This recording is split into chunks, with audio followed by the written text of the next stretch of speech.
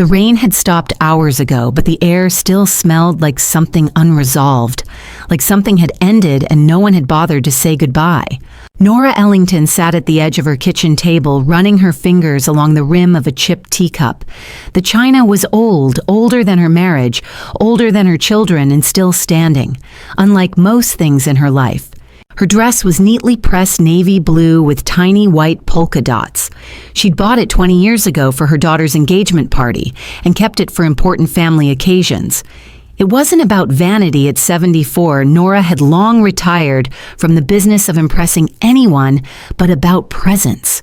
About showing up with dignity even when no one seemed to notice anymore. She glanced at the clock, 6:45 p.m. Dinner was supposed to start at 7. That's what Lauren had said when she'd called 2 days ago her only daughter hosting a big dinner to celebrate Ethan's promotion. Her husband, the golden son-in-law. Just family and close friends, Lauren had said casually, as if the inclusion of her mother were so obvious it didn't need stating. But now, with only 15 minutes left, Nora was still sitting alone.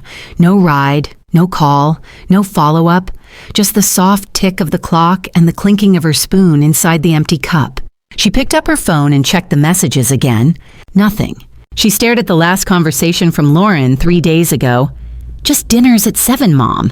Don't stress about bringing anything. Just you." Nora smiled faintly at that line now. Just you, as if just her still held value. She stood up slowly, bones aching in quiet protest, and walked to the window. The street outside was empty. No cars, no headlights searching for her address, no Ethan pulling up in his pristine silver Tesla, getting out with a rushed apology about traffic and helping her into the car. A gust of wind tugged at the curtains. The silence in the house felt heavier now, the kind of silence that doesn't come from peace, but from exclusion. She reached for the cardigan draped over the back of the chair, old soft, slightly stretched at the sleeves.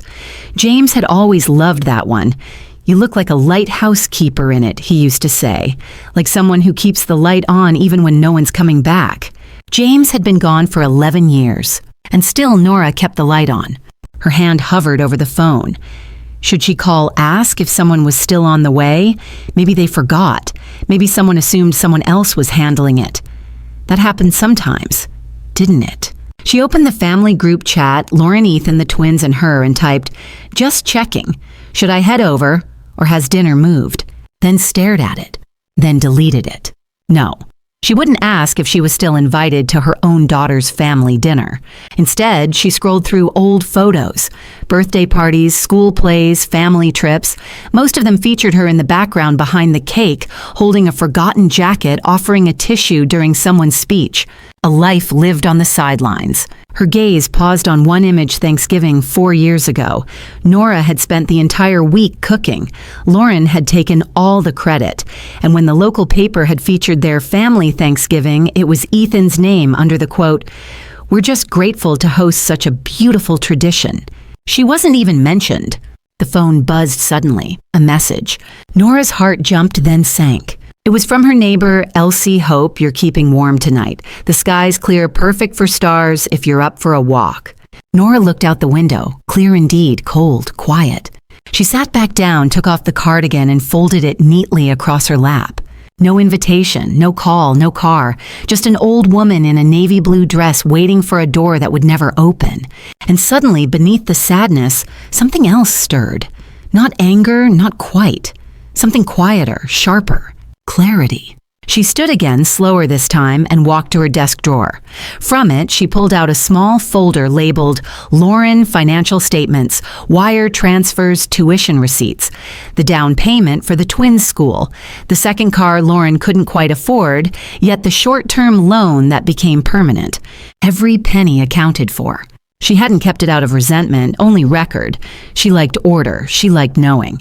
But tonight, looking at the folder, she realized something she'd never allowed herself to think. They never really looked back. Not once had Lauren or Ethan asked if she needed anything. Not once had they offered help. Not once had they invited her to something that wasn't somehow convenient for them. The doorbell didn't ring. The phone didn't buzz. And yet Nora could hear something loud and unmistakable in the air. The end of a chapter. She closed the folder, walked to the kettle, and turned it on. No one was coming, so maybe it was time finally for her to go. Not in a cab dressed for a dinner she was no longer welcome at, but on her own terms. To somewhere else. To someone else. To herself. The steam from the kettle curled upward like a quiet exhale, rising into the air that still carried the scent of her unused perfume, one she saved for special occasions. Nora poured the boiling water over a tea bag, the familiar comfort of the ritual anchoring her in the moment. No dinner, no ride, no explanations, only silence. She carried her cup to the living room and sat near the bookshelf where family photos lined the top shelf like museum exhibits. Frozen smiles matching sweaters, moments curated to tell the story of a perfect family. She stared at one, in particular Lauren, Ethan, and the twins at their lake house last summer. Nora had contributed to that house half the down payment, to be precise, an investment in family, Lauren had called it. But when summer came, Nora was never invited. She had seen the pictures on social media. Her name had never even been mentioned in the captions. Her phone lit up again. This time it was an email. The subject line read, "Confirmation removal of authorized access." She frowned and opened it. "Dear Ms. Ellington, this email confirms that your access credentials for the Ridgeview Lane Homeowners Association portal have been deactivated as requested by Lauren Whitmore. If this was done in error, please contact the administrator." Nora's lips parted. Ridgeview Lane was the gated community where Lauren lived, the same home Nora had helped fund. She had access to the HOA account because she paid the quarterly dues for 2 years straight, quietly, consistently. And now she was locked out, not even notified, just deleted. She blinked slowly, staring at the screen. This wasn't just exclusion, this was erasure. She walked back to her desk and pulled open the drawer with the labeled folders. Not just Lauren now. She opened Ethan Twins, even one labeled Miskin Emergencies. The paper trail was long and organized, every dollar that had gone out of her accounts to keep her family afloat. Dry cleaning when Lauren got promoted, legal fees for Ethan's firm when they were sued for wrongful dismissal. Nora had paid that retainer. A violin class for Zoe, private math tutoring for Max. In a spreadsheet somewhere, she'd written it all down. But now it was starting to feel like a ledger of betrayal. The insult wasn't in the money. Nora never gave with the expectation of repayment. It was the dismissal, the way they had taken from her without acknowledgement, the way they erased her once she wasn't convenient. She closed the drawer and stared at the wall. And in that moment, something shifted. She didn't cry. She didn't rage. She simply felt something rise inside her like an old tide coming home.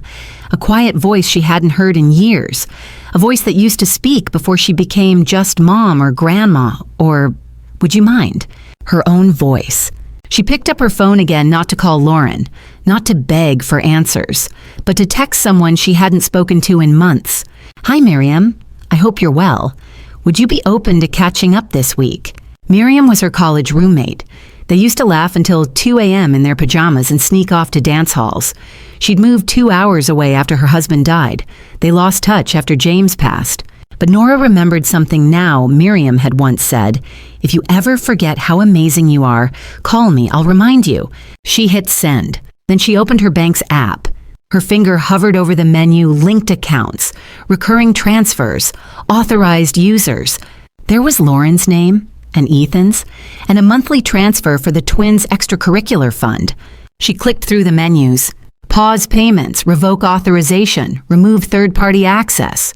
It felt like breathing for the first time after being underwater too long. The app asked her to confirm. She did. Then impulsively, she tapped New Transaction and transferred $500 into her own account, labeled Nora's Dreams. It had been empty since the day James died. She stood up, walked over to the hallway closet, and reached for a box she hadn't opened in years. It was labeled, "Not Yet." Inside were brochures for places she never visited: Portland, Santa Fe, Florence, a laminated flyer from a watercolor class she never took, a folded sheet of paper with the name of a women's writing retreat tucked into the corner. She looked at it all as if seeing it for the first time. These weren't failed plans. These were dormant pieces of herself. She sat down on the floor, tea gone cold beside her, and opened a notebook. On the first page, she wrote in careful, steady script, "Things I want to do for no one but me." She paused, then underlined it twice. Outside, a car pulled into a driveway. Not hers. Lauren's house was across town. Her phone buzzed. A text from Zoe, her granddaughter. "Grandma, are you still coming tonight? I saved you a seat next to me." Nora stared at the message. They hadn't told Zoe. She typed a reply slowly. "Sweetheart, I wasn't invited after all. But thank you for saving me a spot. That means more to me than you know." Zoe replied instantly, "What Dad said, you were definitely coming." "Wait, Mom said something weird earlier. Let me call you after dinner. I love you." Nora smiled. That little voice inside the one she'd silenced so long ago was getting stronger now. The voice that said, "You deserve more than a seat at a table you had to build just to be allowed near." She didn't need to call Lauren, not anymore. She needed to build something new. Not a confrontation, not a revenge plan. A life. Her own. The next morning arrived without the usual heaviness Nora had grown used to carrying. There was no pounding pressure in her chest, no compulsive urge to check her phone, just quiet. Soft light pooling on the kitchen tiles. A morning like any other, except now it felt like hers. She put on her walking shoes, still stiff from underuse, and slipped a warm cardigan over a blouse that didn't match, but made her feel like herself. She pulled her hair back loosely the way James always liked it and checked the time, 8:12 a.m. The bank opened at 9 and she intended to be their first customer. There was a strange mix of defiance and dignity in her steps as she left the house. The air was crisp. Her hands were tucked into her sleeves, but her eyes were steady. For the first time in years, she wasn't rushing for someone else's timeline. As she drove through the small tree-lined streets of her town, memories flickered like old film reels, Ethan asking for help with their down payment, Lauren promising, "You'll always have a place here, Mom." But promises she now understood were like receipts, easy to print, harder to redeem. The First Riverbank Credit Union came into view. Small, familiar. The same place where she and James opened their first joint account, where she once brought Lauren to open her college savings. Nora parked and sat in the car for a few moments, gripping the steering wheel as if steadying herself for impact. She wasn't nervous, not exactly, but she was aware that what she was about to do couldn't be undone. Inside the bank smelled of clean carpets and faint coffee. A young woman in a navy vest looked up from the reception desk. "Good morning, ma'am. How can we help you today?" "I'd like to speak with someone about my account and to make some changes, financial and legal." The receptionist nodded. "Of course. Do you have a relationship manager here?" "I used to." Nora smiled faintly, "but I think it's time I reintroduce myself." Minutes later, she was seated across from Ms. Clara Jennings, a crisp professional woman in her 50s with warm eyes and a quiet understanding that Nora appreciated immediately. Clara adjusted her glasses. "So, Mrs. Ellington, I see you've been banking with us since 1984. That's quite a history." Nora nodded. "Yes, and some of that history needs rewriting." Clara folded her hands. "I'm listening." And Nora told her everything, not the full emotional story, but the practical facts. Automatic payments to her daughter's mortgage, monthly allowances to both grandchildren. Access Lauren and Ethan had to transfer funds between accounts, and her desire to change it, immediately. Clara blinked but didn't comment. "May I ask, are you sure you'd like to revoke all authorizations?" "I'm sure," Nora said, "starting today. No more automatic payments, no linked access, no power of attorney." Clara hesitated. "It's a significant shift. I only ask because, well, most people your age do the opposite." Nora smiled soft but firm. "Most people my age aren't waking up after 30 years of sleepwalking." Clara nodded, respect forming behind her eyes. "Understood. Let's begin." They worked in silence for a while, the sound of keys tapping the only interruption.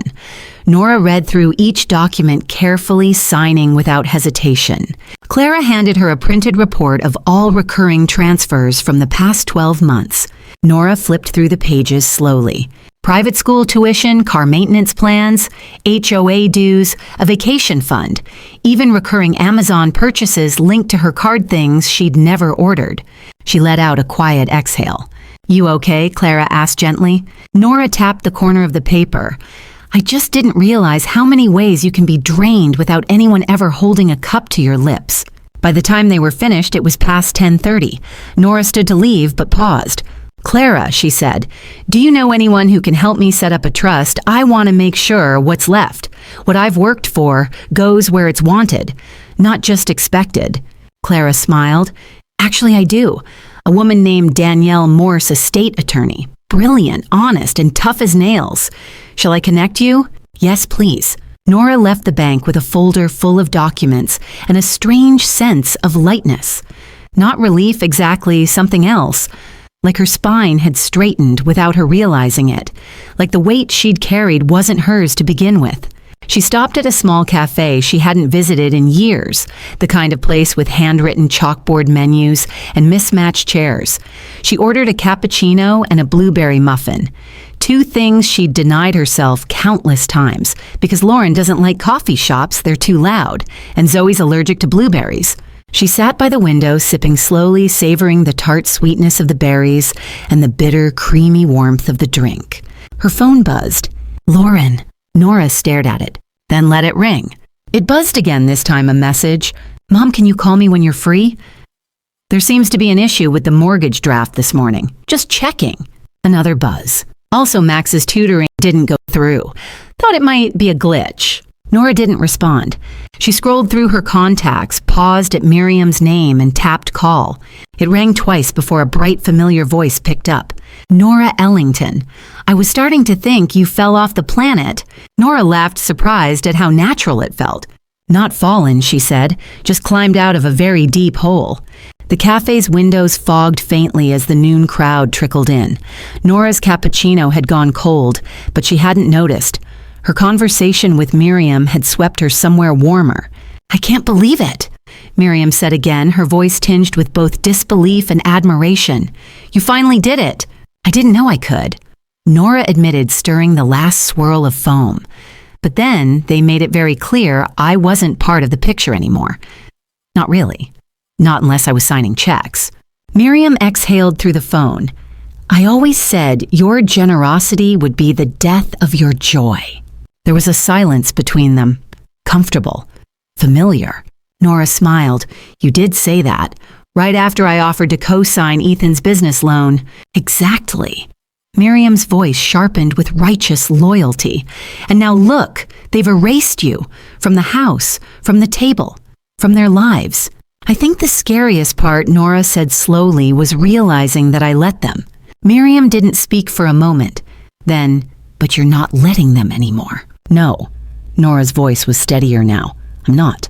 "You should come up here," Miriam said suddenly. "Spend a weekend. Get away. You know the guest room is yours?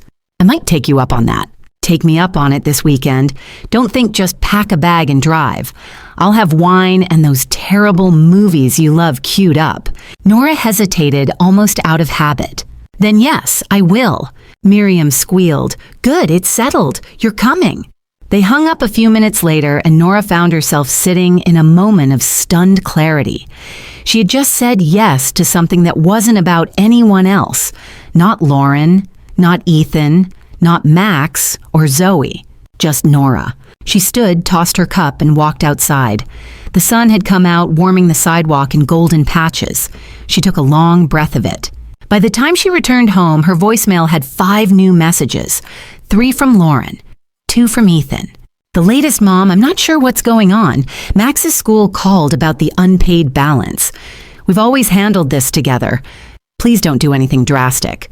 Nora didn't return the calls. Instead, she opened the hall closet and took down her old weekender bag.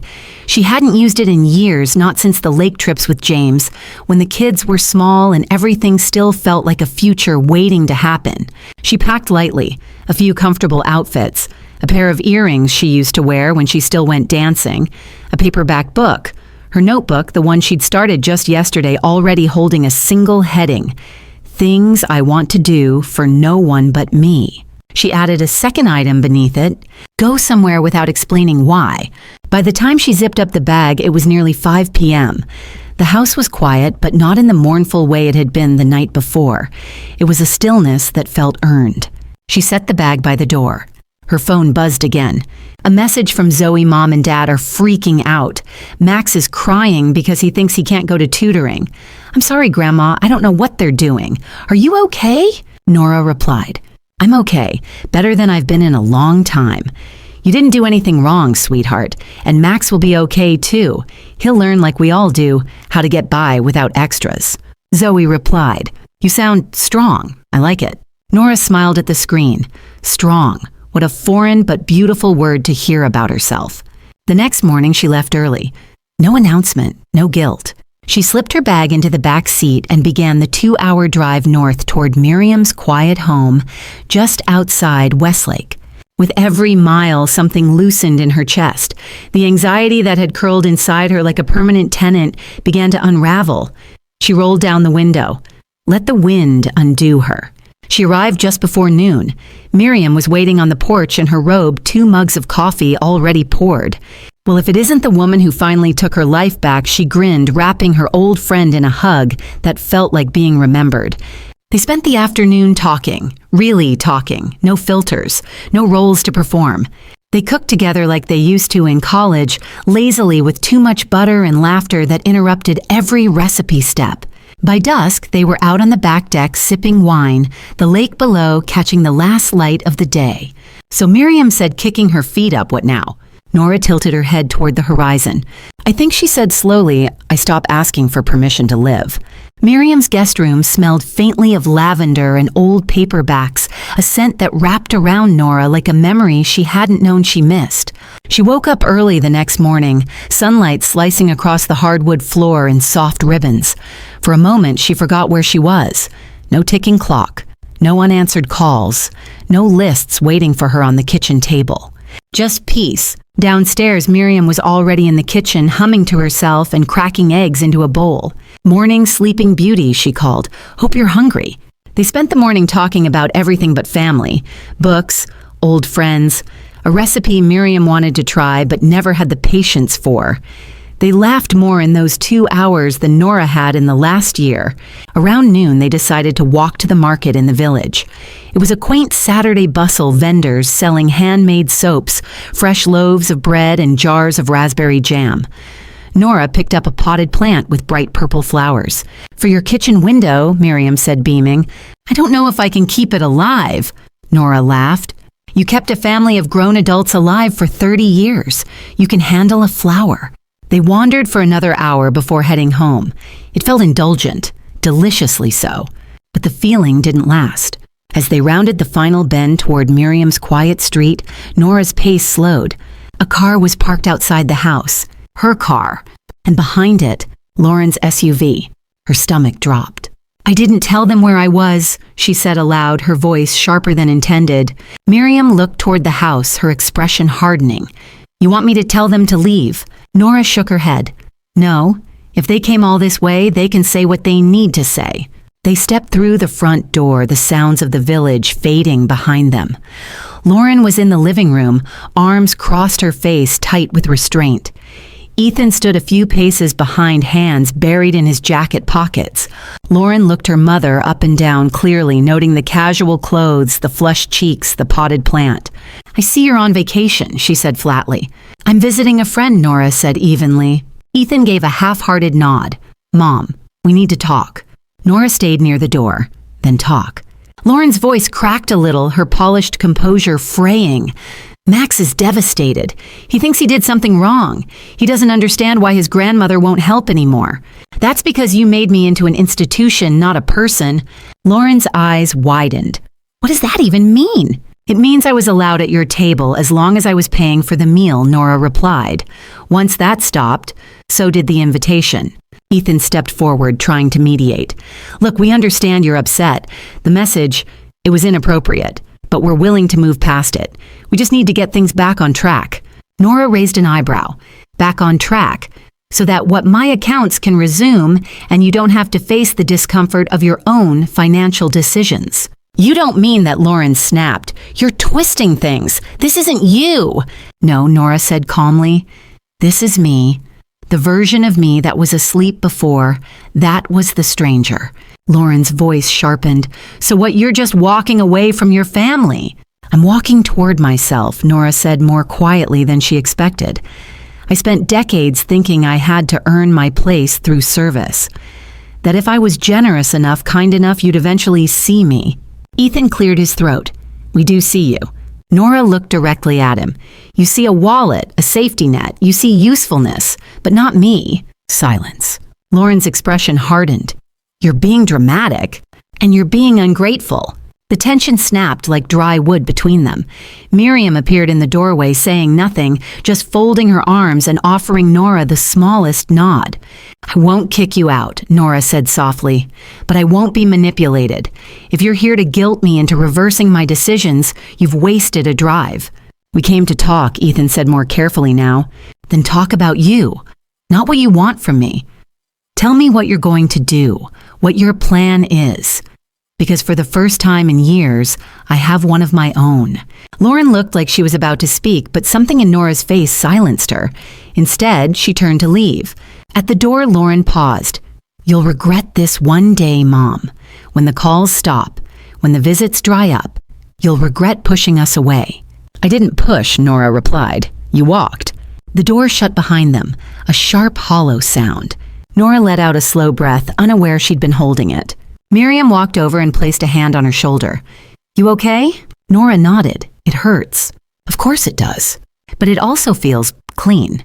They sat in silence for a moment. The kind that comes after something hard but necessary. And for the first time in a long while, Nora didn't feel like she had to explain herself to anyone. The sun had dipped below the hills by the time Nora arrived back home. She stood for a moment in the driveway, keys in hand, gazing at her little house, like it was a new country she had just returned to, not as a caretaker, not as a footnote in someone else's story, but as its rightful occupant. Inside the house welcomed her with stillness, not loneliness, stillness, the kind that feels earned. She set her bag down and walked slowly through each room, running her fingers along the backs of chairs, the top of the bookshelf, the edge of the kitchen counter. Everything was familiar, but everything felt different.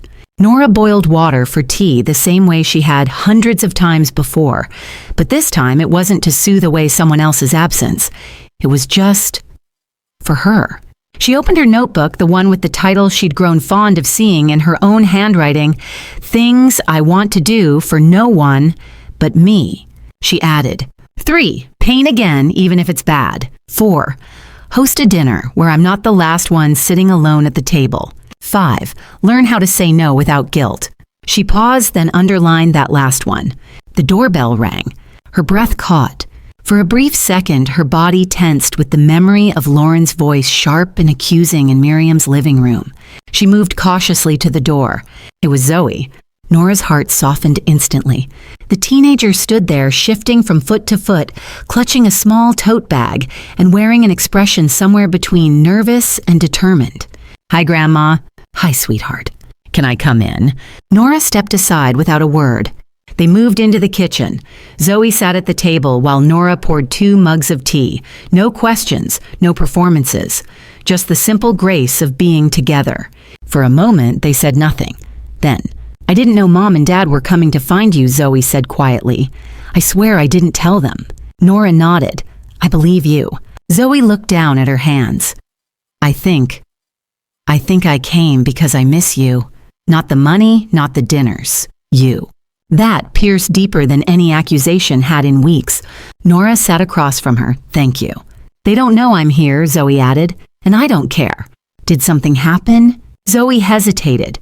They've been fighting a lot about money, about you, about the house. Nora sipped her tea. I expected that. Max told me he heard Dad say, we shouldn't have relied on her this much. And Mom said, well, we had no choice. Nora tilted her head. What do you think? Zoe shrugged. I think they forgot you were a person. Nora blinked away tears.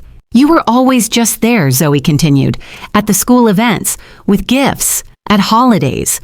We all just assumed you would be, that you would do things. Nora took a long breath. It's easy to become invisible when you're too dependable. I'm sorry, Zoe whispered, for not seeing it sooner. You were a child, Nora said gently. Children aren't supposed to notice what the adults are bleeding to provide, but you notice now. That's what matters. Zoe's eyes glistened. I don't want to lose you. You won't, Nora said. But you will have to get to know me. Not the version of me that shows up with envelopes and casseroles. The real me. I'm still figuring out who that is myself. Zoe smiled softly. I'd like that. They drank tea in silence for a moment, the kind of silence that feels full, not empty. Then Zoe pulled something from her tote bag, a painting. Nora's breath caught again. It was of her garden, a loose watercolor interpretation full of purples and soft greens, slightly messy, full of life. I made it for you, Zoe said. I used to see you there all the time when I was little. I remember thinking the flowers bloomed better when you were home. Nora reached across the table and touched her granddaughter's hand. Thank you. For the first time in years, someone had brought her a gift. Without agenda, without strings, just love. The next morning, sunlight spilled through the curtains like a gentle promise. Nora awoke to the faint sound of birdsong and the soft creak of the old wooden floor as Zoe moved around in the kitchen. She smiled to herself. The house didn't feel empty anymore. It felt honest, quiet, yes, but not hollow. The kind of quiet you choose, not the kind that's left behind when people take without giving. Nora walked into the kitchen to find Zoe pouring cereal into a bowl, still wearing the oversized sweatshirt she kept in the guest room for overnight visits from years past. Good morning, Nora said, reaching for the kettle. Morning, Zoe replied a little sheepishly. I hope it's okay I helped myself to the cereal. Nora chuckled. It's yours as much as mine. Zoe sat at the table chewing thoughtfully. I wish it were always like this. Me too, Nora said, filling the kettle with water. But sometimes things have to break so we can see what was holding them together. Zoe looked up. Are we broken? We're healing, Nora answered gently. There's a difference. They spent the morning planting the purple flowers Zoe had brought her and sweeping the porch. It felt like something sacred, quiet work shared space, no demands. Around lunchtime, Nora checked her phone. One missed call, Ethan. She stared at the screen for a moment, debating. Then against her instincts, she called back. He answered on the first ring. Mom. Nora sat down slowly at the kitchen table. Ethan. There was a pause on the line. Not heavy, not charged, just unsure. I know I'm probably the last person you want to hear from, he said quietly. I didn't expect a call. I wasn't going to. But then Zoe told me she was with you. She, as Nora said, she came on her own. I figured. He exhaled. I need to say something, and I want to say it before Lauren gets a chance to twist it. Nora raised an eyebrow but said nothing. Ethan continued. I've been thinking about everything you've done for us, the house, the school fees, the car, even that ridiculous gym membership Lauren insisted on that one year. He laughed dryly, and I realized I never once asked how you were doing. I just assumed you were okay because you always handled things. Nora remained silent, and when you cut us off, he hesitated. At first I was angry, really angry. But the truth is, we deserved it. We leaned on you too hard, took you for granted. And when we lost that support, it felt like betrayal. But it wasn't. It was a wake-up call. Nora spoke quietly. I didn't want to hurt you. I just wanted to be seen. You have every right to want that. Another pause. Then Ethan said something she hadn't expected. I'm not asking you to turn everything back on. I'm not asking for money. I just wanted to say, I'm sorry for how we treated you, for treating your love like an open line of credit. The line was quiet. Nora swallowed. I appreciate that, she said, truly. He let out a breath. I don't know what happens now, but I'd like to rebuild something. Maybe not right away, but eventually. That depends, Nora said carefully. Not on what you say, but what you do. Words are easy. Change is harder. I understand. Do you? He paused again. I'm starting to. They hung up a few minutes later. No promises, no emotional theatrics. Just a small door opening very slowly.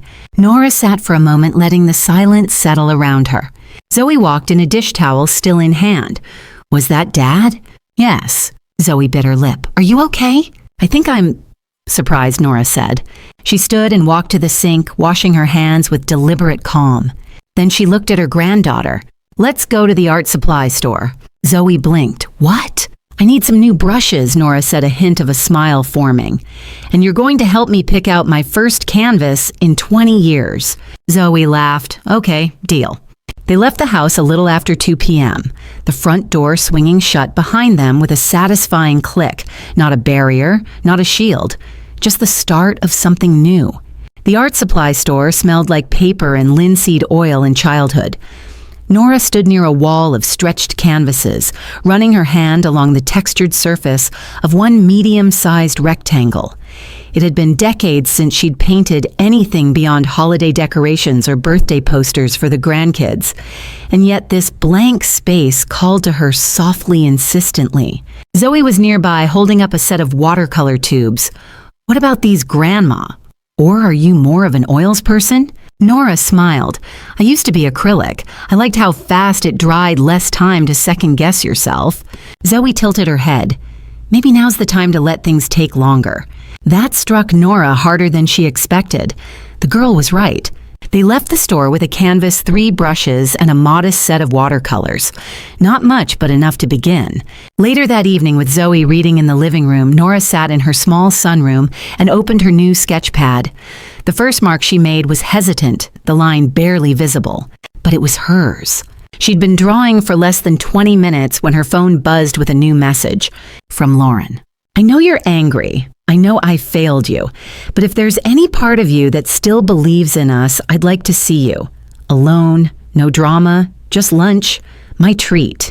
Nora stared at the screen, her stylus hovering in the air. This wasn't like Lauren. There were no veiled expectations, no backhanded tone, no guilt woven between the lines. Just an invitation. She didn't reply, not yet. Instead, she walked into the kitchen and poured herself a glass of water. Zoe looked up from her book.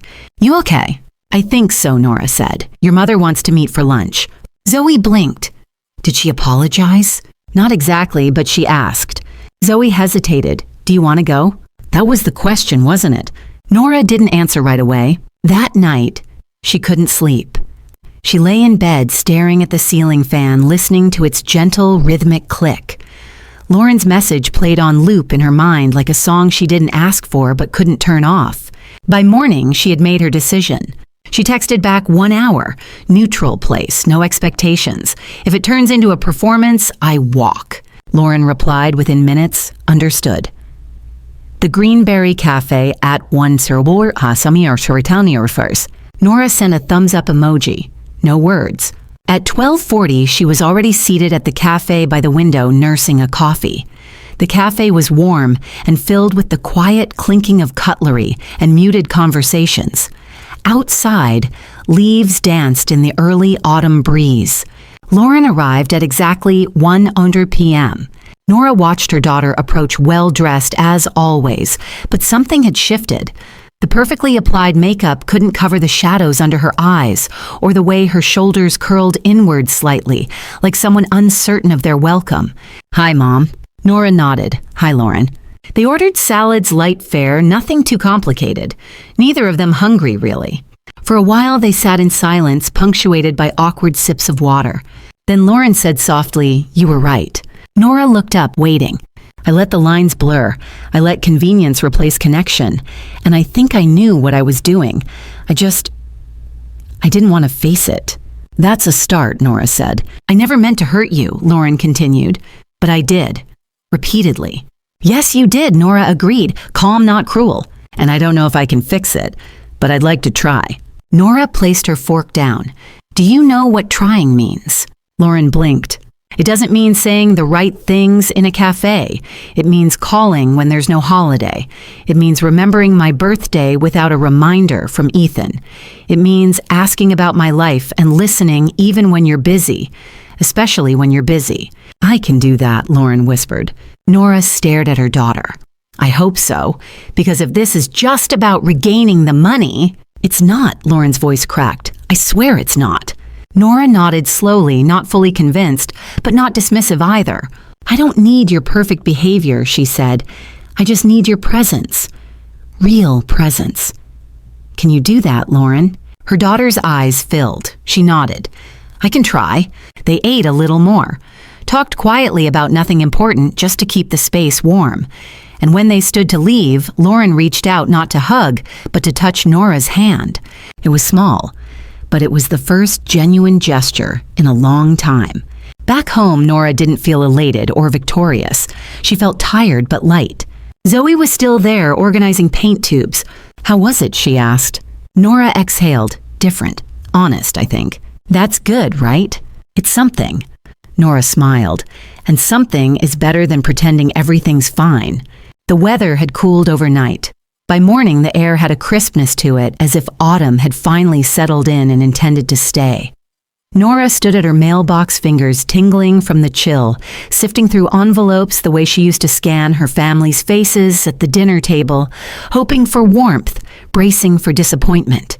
A bill, a flyer for a dental clinic, a catalog, and then something else. A small cream envelope with a blue wax seal, her name written in a hand she hadn't seen in decades. Eleanor Grafton. Nora's breath caught. She walked back into the house slowly, the envelope clutched like it might vanish if she held it too loosely. She set it down on the kitchen table, poured herself a cup of tea, sat, stared at it. Eleanor Grafton. The name felt like a whisper from another life. They had been best friends once, high school into college, kindred spirits, two girls who thought the world could be bent by laughter and loyalty alone. Until one summer evening, that friendship broke sharply, irrevocably, over something neither of them ever talked about afterward. Nora married James. Eleanor disappeared to California. Time moved forward without ever truly closing that door. And now, nearly 50 years later, a letter. She opened it slowly, fingers trembling. "Dear Nora, I've thought of writing this letter for years, but fear and pride are twin guards at the same gate, aren't they? I don't know if you're angry. I wouldn't blame you if you were. I just want to say this: I've missed you, and I'm sorry. For the silence, for the stubbornness, for not reaching out when I should have, especially after James passed. I'm writing now because I was recently diagnosed with something that doesn't come with much time. And when I thought about who I needed to say goodbye to properly, you were first on my list. If you have it in your heart to write back even just a short note, I would treasure it. But if you choose not to, I'll understand. I just wanted you to know that you mattered. You always did. With love, Ellie." Nora sat motionless.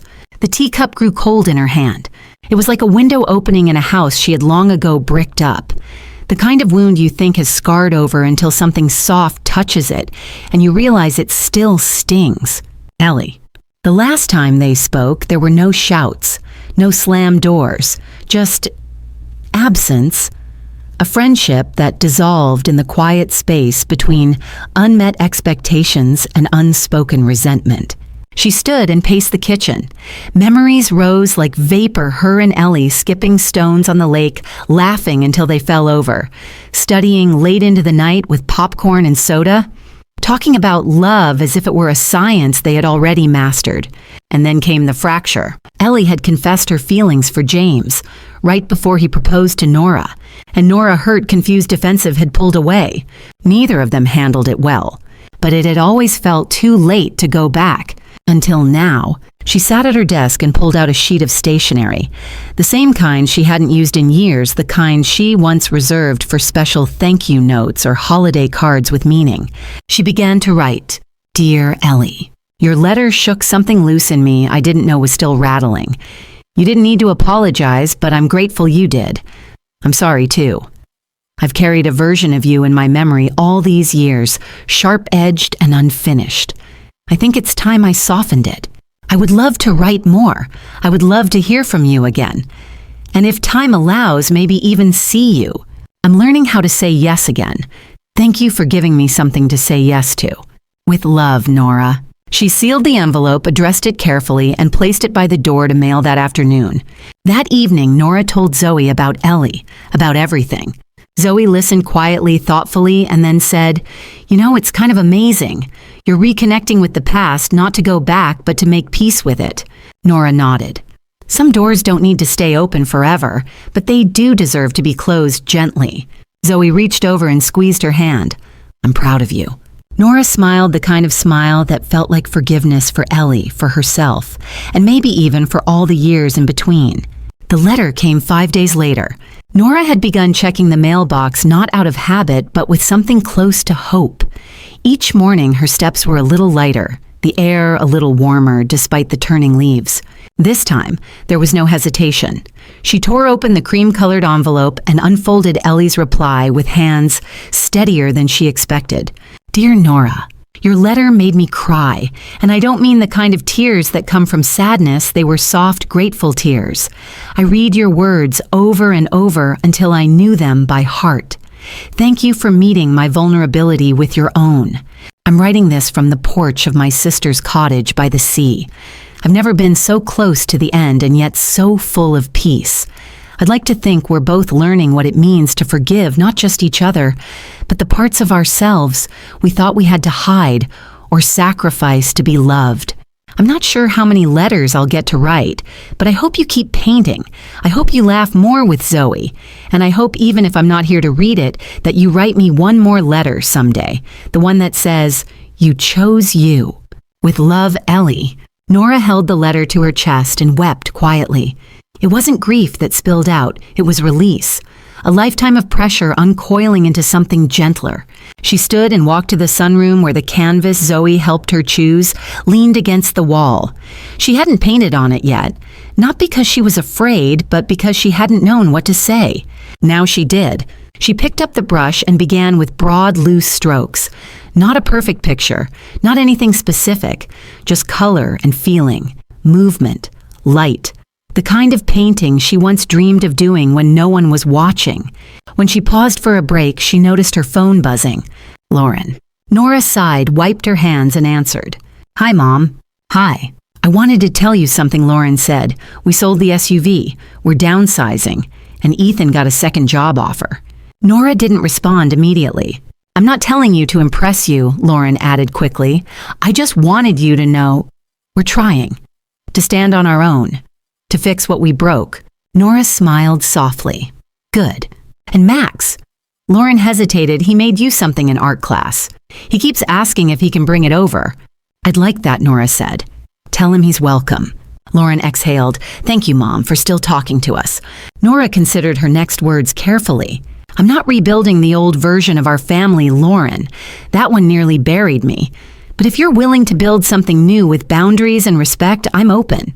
"I'd like that more than anything." After the call, Nora returned to her painting. And that evening, just after dinner, Zoe brought out a little box wrapped in brown paper and tied with twine. "What's this?" Nora asked. "Early birthday gift," Zoe said, cheeks flushed. Nora unwrapped it to find a leather-bound journal with her initials embossed in gold. Inside, Zoe had written on the first page, "This journal belongs to the woman who finally chose herself. I love you, Grandma." Nora's eyes welled again, but the tears felt different now, not rooted in loss, but in love, in finally being seen. That night, as she sat at her desk, she opened the journal to page 2 and began writing. November 5th. Today I realized that forgiveness isn't a performance. It's not about being the bigger person or keeping the peace at the cost of your dignity. It's about choosing what to carry and what to lay down, and I'm laying it down now. The shame, the silence, the need to be needed. I'm keeping the memories, the ones that make me feel human. I'm keeping the love, the real kind. And I'm keeping me. Finally. She closed the book, placed it beside Ellie's letter, and looked around the quiet room that no longer felt like an empty house, but a home finally filled with her own presence. A home where love was no longer bought but shared freely. A life not borrowed but claimed.